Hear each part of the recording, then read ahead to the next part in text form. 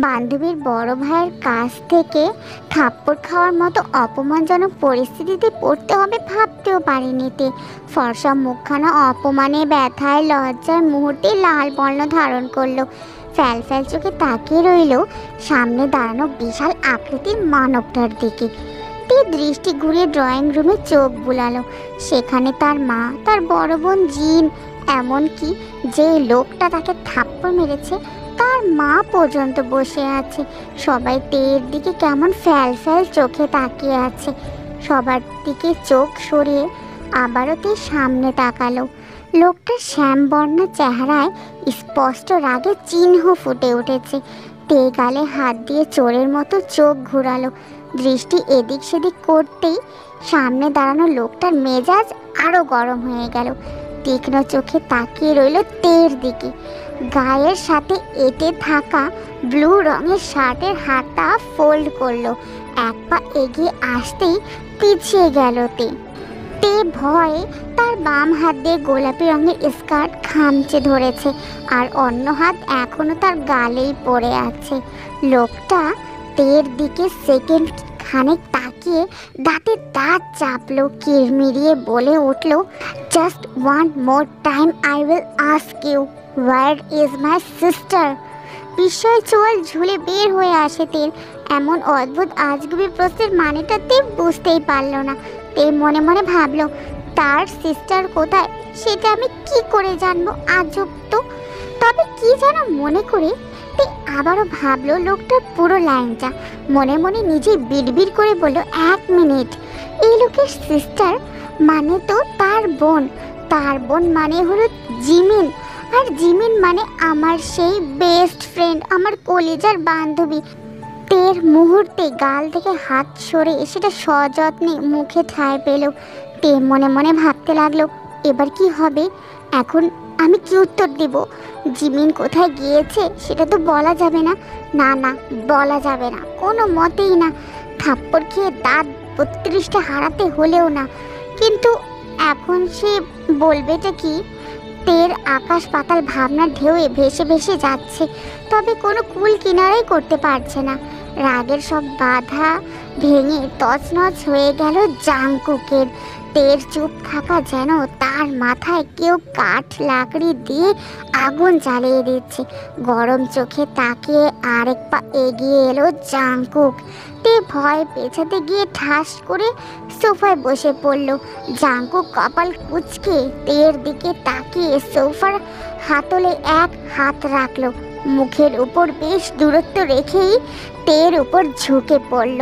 তে গোল গোল চোখে তাকিয়ে রইল জাংকুকের দিকে। জাংকুক তেতো কণ্ঠে সামান্য ঝাঁঝ মিশিয়ে প্রশ্ন করলো আবারও, আমার রাগ নিয়ন্ত্রণের পরীক্ষা নিচ্ছ? একবার কন্ট্রোললেস হয়ে গেলে সহ্য করতে পারবে তো? তে কাঁপতে কাঁপতে সোফায় বসে পড়ল। জাংকুক তীক্ষ্ণ চোখে তাকিয়ে আছে তের দিকে। বাকিরা সবাই উৎসুক চোখে তাকিয়ে আছে তে আর জাংকুকের দিকে। তে সবার দিকে পূর্ণ দৃষ্টি ফেলে আর চোখে জাংকুকের দিকে তাকালো। জাংকুকের কঠিন চাহনি। তে চোখ সরালো আর মনে মনে ভাবলো, এই লোক এমন খাম্বার মতো সামনে দাঁড়িয়ে আছে তো দাঁড়িয়েই আছে, আবার গরুর মতো চোখ বড় করে তাকিয়ে আছে আমার দিকে। মনে হচ্ছে চোখ দিয়ে আমাকে গিলে খাবে। তে গলার ওড়নাটা আলগা করলো। জাংকুক বুকে হাত গুটিয়ে তাকিয়ে আছে। তেকে এভাবে মুচড়ামুচড়ি করতে দেখে জাংকুক তখন ধমক দিয়ে তেকে বলল, শুরু করো। বলার জন্য কি এখন ইনভিটেশন কার্ড দিতে হবে তোমাকে? তে পরিপাটি হয়ে বসে দুদিক মাথা নাড়ালো। গলা একটু ঝেড়ে বলা শুরু করলো, আজকে আমাদের সেকেন্ড টার্মের রেজাল্ট দিয়েছে। ক্লাসের 90% মেয়েরাই ভালো রেজাল্ট করেছে, কিন্তু জিমিন ভালো রেজাল্ট করে নাই। ও 2টা সাবজেক্টই ফেল করেছে। কলেজ থেকে বলেছে গার্জিয়ান নিয়ে আসতে। জিমিন ভয় পেয়েছিল, তাই পালিয়ে গিয়েছে। এক শ্বাসে কথা বলে থামলোতে সবার চোখ অবিশ্বাস্য রকমের বিস্ময়। শুধু জাংকুকের চাহনি এখনো সূক্ষ্ম। জিন তের কথা শুনে কিছু একটা ভেবে লাফ মেরে বলল, তুই কি পেয়েছিস তে? তোকে যে আমি নাকের ভেতর মাথার ভেতর দিয়ে ঠেসে সব পড়া ঢোকালাম, তা তুই কি করেছিস? রেজাল্টের কথা তো বললি না আমাকে। জিন চশমা ধরে ধরে কথাটা বলল। তেও চরম উত্তেজনা নিয়ে বলল, আপু আমি সব সাবজেক্টে ভালো করেছি, সবগুলোতে A+ পেয়েছি, সত্যি বলছি আপু। জিন একটু ভাব নিয়ে বলল, তাহলে ঠিক আছে, এভাবেই বোনের মান রাখবি, সবসময় ভালো রেজাল্ট করবি, ঠিক আছে? তেও সুন্দর করে হাসলো। এর মাঝে জাঙ্কুকের মা চমকে উঠে বলল, তে এসব কি বলছো তুমি? জিমিন শুধুমাত্র এই কারণে পালিয়ে গিয়েছে? রেজাল্ট খারাপের জন্য ও পালিয়ে গিয়েছে? তে মেকি হাসলো, হাসি বজায় রেখেই বলল, জি জি জি আন্টি, এই কারণেই তো গেল।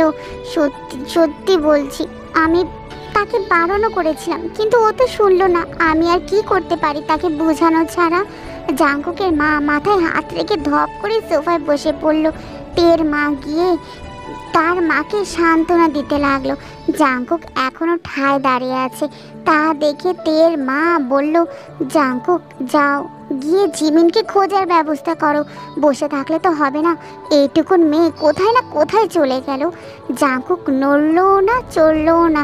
তে কপালে ভাঁজ ফেলে তাকালো, এই লোক এখনো এরকম খাম্বার মতো বসে আছে কেন?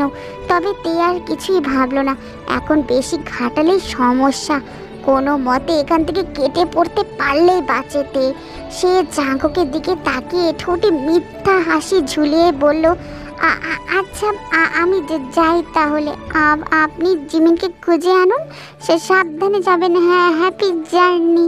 তে ঘরে যাওয়ার জন্য যেমনি পা বাড়ালো, অমনি জাঙ্কুক আচমকা তের এক হাত ধরে তাকে সেখানে দাঁড় করিয়ে দিল।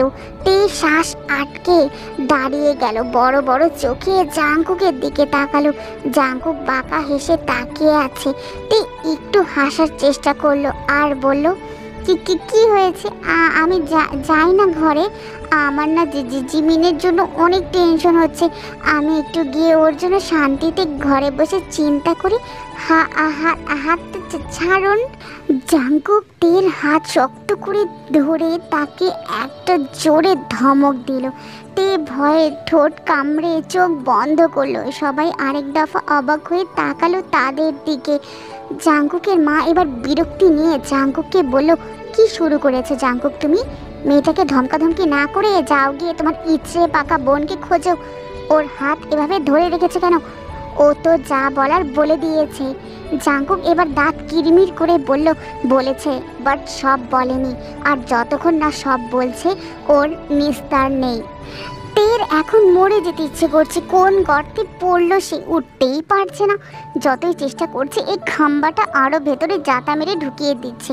তে অতি সাহস জুগিয়ে বলল, আমি যা জানতাম সব বলেছি, আমি কিচ্ছু জানি না, সত্যি বলছি। জাঙ্কুক ঠোঁট গোল করে শ্বাস ছাড়লো, এক হাত দিয়ে তের দুই হাত আটকে অন্য হাত দিয়ে পাশেই অবহেলিত বস্তাটা ঝুঁকে তুলে নিল। তে বস্তা দেখে মুখ হাঁ করে ফেললো, হাত মোচড়াতে লাগলো তে। এই বস্তায় শ্বাসরোধ হয়ে মরার কোনো শখ নেই তার। ও তো অনেক বয়স বাঁচতে চায়, বিয়ে করতে চায়, সন্তানই জন্ম দিতে চায়, সন্তানই দেখতে চায়, মানে নাতি নাতনি আর কি। তারপর বুড়ি হয়ে তার বুড়ো জামাইয়ের সাথে সময় কাটাতে চায়। এগুলো তের আশা, তার স্বপ্ন। আর ওর সেই ড্রিমে এক বস্তা চাল ফেলে দিল এই বজ্জাত রাক্ষসটা। জাঙ্কুক বস্তা তুলে ঝাড়া দিয়ে পুরোটা মেলল, তারপর বস্তার খোলা মুখটা তের মাথার উপর ধরতে ধরতে বলল, আই এম ভেরি সরি তে, কিন্তু তুমি আমাকে জোর করছো। তোমার কাছে একটা চান্স আছে মাত্র। এই বস্তাটা তোমার মাথায় ঢোকানোর আগে এক নিঃশ্বাসে যদি বলো যে জিমিন কার সাথে কোথায় গিয়েছে, তবে এই যাত্রায় তুমি বেঁচে যেতেও পারো। Now it's up to you. Jungkook বস্তার মুখটা তের মাথার উপর ধরলো। তে চোখে চাঁদ, সূর্য, তারা, ধুলাবালি সব দেখলো। এখন তাকে সত্যি বলতেই হবে। জাঙ্কুক বস্তাটা মাথায় ধরার পূর্বেই চেঁচিয়ে উঠল তে। জাঙ্কুকের হাত থেকে হাত ছাড়িয়ে বস্তাটা টেনে দলা পাকিয়ে ফেলে দিল। তারপর চোর ধরা পড়ার মতো মুখ করে বলল, সব বলছি আমি। অপরদিকে সুড়ঙ্গ দিয়ে নিচে নেমে এলো জিমিন আর তার বান্ধবী লিসা। স্টেশনের ভেতরে ঢোকার রাস্তাটা তার পরিচিত। আশপাশ থেকে লোকজন হুমড়ি খেয়ে পড়ছে। জিমিনের বুকের ভেতর এখন দমকলের ঘন্টা বাজছে। বাস থেকে নামার পরপরই এমন হচ্ছে। পাশ থেকে লিসা বলল, তুই এমন মুখ করে আছিস কেন রে বোন? যে দেখবে সেই বুঝবে তুই পালিয়ে এসেছিস। জিমিন মুখ অন্যরকম করার চেষ্টা করলো, কিন্তু কিভাবে করবে বুঝতেই পারছে না। অগত্যা ওভাবেই দুজন হাঁটা ধরলো। হাঁটতে হাঁটতে লিসা বলল, তোর কলেজ ইউনিফর্মটা ছাড়তে হবে রে। কোথায় ছাড়বি বল তো? জিমি না বুঝতে পেরে বলল, কেন? আরে গাধি, কলেজ ইউনিফর্মে যে কেউ দেখলে বুঝবে যে তুই পালিয়ে যাচ্ছিস, তারপর ধরে নিয়ে যাবে তোকে বাড়িতে। জিমিন আঁতকে উঠে বলল, আমি আর বাড়িতে যাব না রে। রেজাল্ট দেখলে আমার ভাই আমাকে মেরে ফেলবে। আমি পালিয়ে যাব আমার কায়ের সাথে। লিসা তখন হাঁটা থামিয়ে বলল, তা কই তোর কাই কখন আসবে? উনি এলেই কিন্তু আমাকে চলে যেতে হবে। জিমিন সামনে তাকে ইশারা করে বলল, এসে গেছে, ওই তো বড় ঘড়ি ওর নিচে দাঁড়িয়ে থাকবে।